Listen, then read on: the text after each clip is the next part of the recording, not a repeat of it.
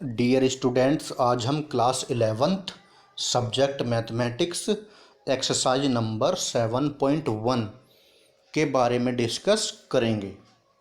Students, question number 1 है अंक 1, 2, 3, 4, 5 से कितनी 3 अंकीय संख्याएं बनाई जा सकती हैं यदि यहाँ पर दो पार्ट हैं बच्चों।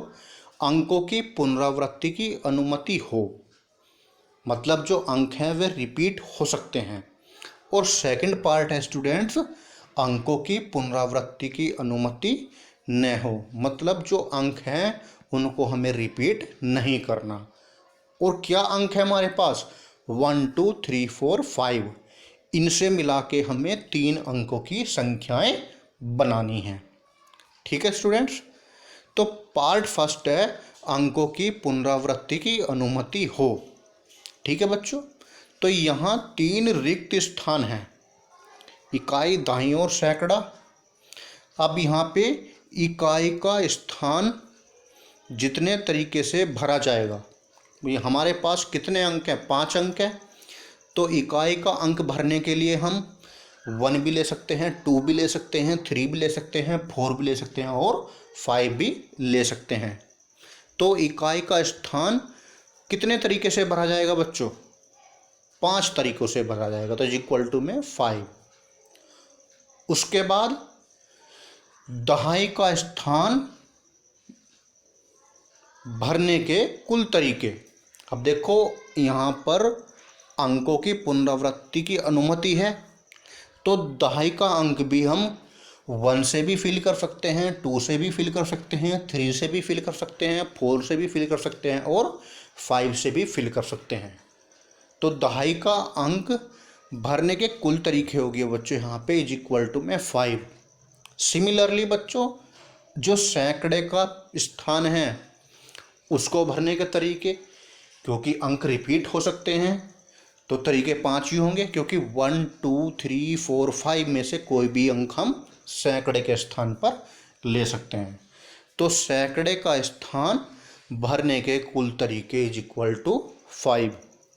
इसलिए अभीष्ट 3 अंकों की संख्याएं जब अंकों की पुनरावृत्ति की अनुमति हो तो हो जाएगा इज इक्वल टू में 5 × 5 × 5 इज इक्वल टू में 125, क्योंकि आपको फॉर्मूला बताया था पहले m × n × r वाला, उसी के अकॉर्डिंग आ गया है 5 × 5 इज इक्वल टू में 125।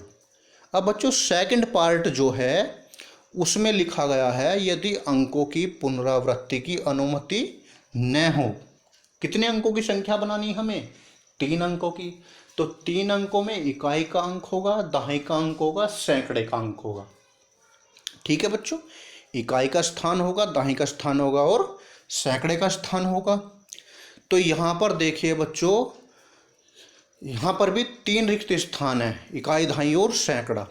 3 अंकों की संख्या बनानी है, तो इकाई का स्थान भरने के कुल तरीके हमारे पास कितने अंक हैं बच्चों, 5 अंक हैं, 1, 2, 3, 4, 5।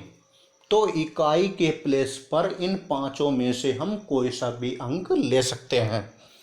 तो इकाई का स्थान भरने के कुल तरीके इज इक्वल टू 5।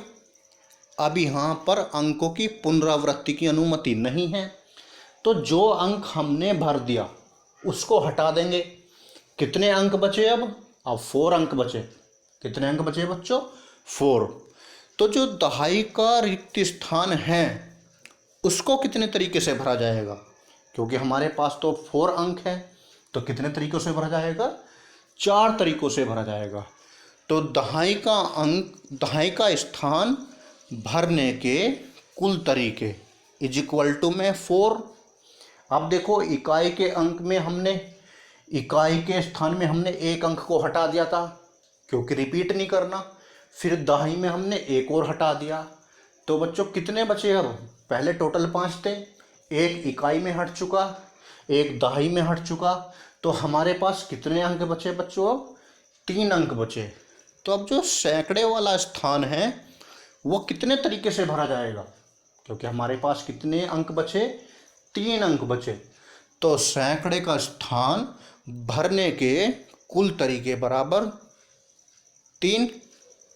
अब उसके बाद बच्चों गुणन नियम के अनुसार अभीष्ट 3 अंकों की संख्याएं, जो फॉर्मूला आपको बताया था m cross n cross r, तो ये आ जाएगा 5 multiplication 4 multiplication 3 is equal to 60।